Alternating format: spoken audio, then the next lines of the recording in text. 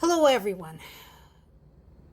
The war keeps going, and Ukraine keeps doing more with less.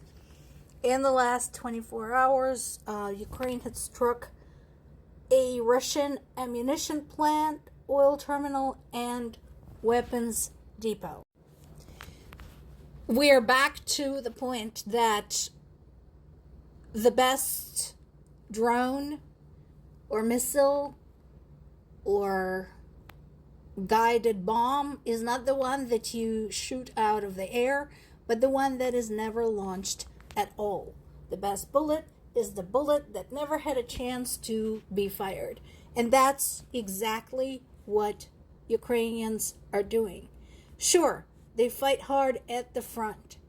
Sure, they continue boosting their air defenses to protect the civilians from the hundreds upon hundreds of drones and dozens upon dozens of missiles that Russia sends their way.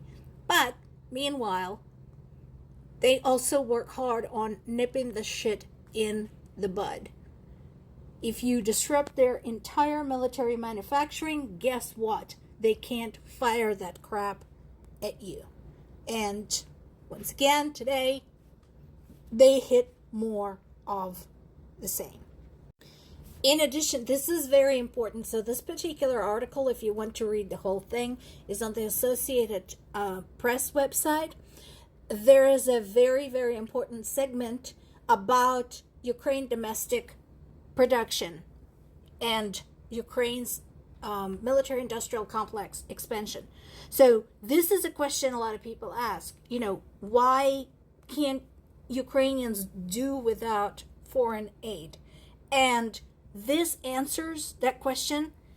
Basically, they're trying because they understand that any aid they receive depends on the politics of their allies, depends on the outcome of the elections, depends on the mood among the public, right? How it sways. So they are trying hard. Please remember that they're doing all of that in a state of war. What is important right now is that 40% of weapons used by Ukraine are domestically manufactured. And once again, in case you missed this in the past, I want to remind you what it takes to come up with something, anything, even the most basic thing, like a drone, and make it something that can be mass produced and shipped. Remember, you have to design it, right? You have to build a prototype. You have to test the prototype. You have to make adjustments to the design. You have to build a new prototype, test that. Once it is a viable product, you have to design the manufacturing and assembly process for it. Then you have to build a location with the appropriate equipment where the product can be produced. Then you have to do a test run. You have to test the product, and then you do mass production. In addition, overlay on top of this the war. You have to protect the design. You have to protect the designers. You have to protect the manufacturing facilities. You have to protect the workers. So, considering all of that, the fact that Ukraine is coming up with new types of weapons and is inching closer and closer to expanding its own capacity is amazing.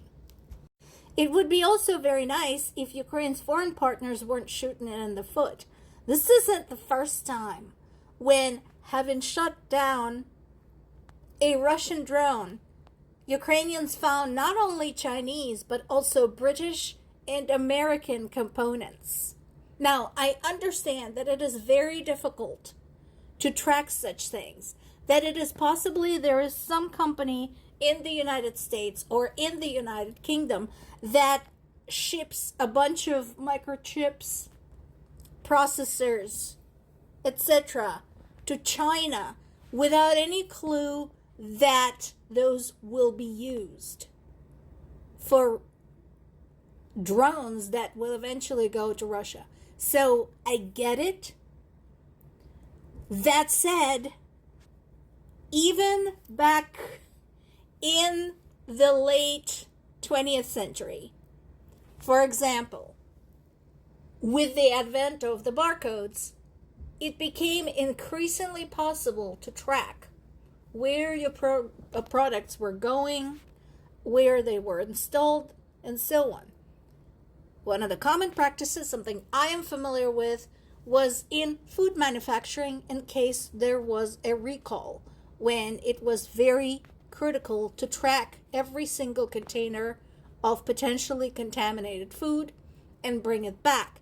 So it could be tracked by pallet, by box, by jar. Well, the same eventually became applicable to pretty much everything we manufacture, everything that has that code on it. So it's not impossible. It just needs time and resources to track. And let's face it, finding American and British components inside weapons used against Ukraine, not a good look.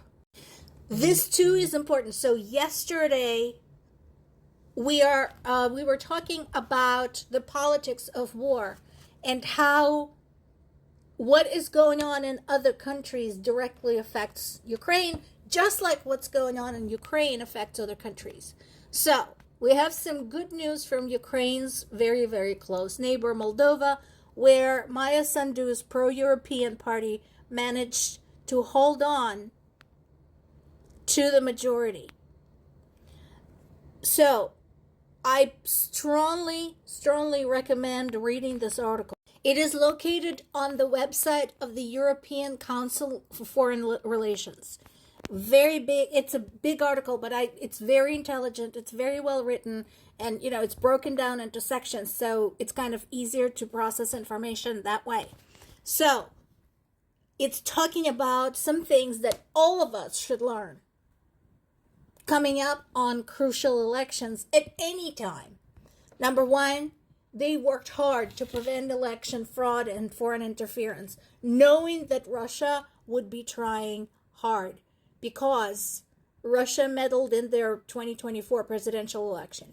And so they looked across the board. They looked at troll farms. They looked at bots. They looked at churches, at religious figures. They looked at scams. They looked at vote buying schemes.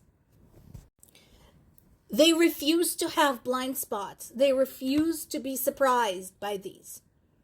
And so they proactively went after the potential saboteurs of their elections. And again, look at Moldova. Physically, go look at it. Go look at it on the map. It's tiny. Moldova is only slightly larger than Maryland. That's how small it is. And yet, tiny Moldova, that is one of the poorest countries in Europe, managed to do this to protect its free and fair elections. In addition, the incumbent was bold and creative in promoting the connection with the EU. They wanted to make the point why this was the way to go for them, why they did not want to go back to Russia's ideals. They did not want to go back to being another Soviet appendix. And so they went all out explaining to people in every form possible why this is the way to go. And they showed the existing value of having strong European ties. So all of this is so important. Information, fighting interference, truth, battling disinformation, battling the bots, battling the troll farms. Lots of lessons the world can learn from tiny little Moldova. More to come.